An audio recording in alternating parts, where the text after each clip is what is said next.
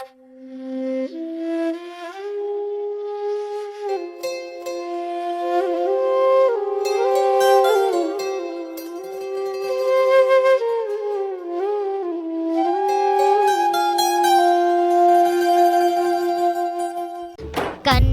జారిన కన్నీళ్ళు తడిపెను దేవుని పాదాలు, ఇప్పటి నుండి నీ కళ్ళు చూచును దేవుని కార్యాలు.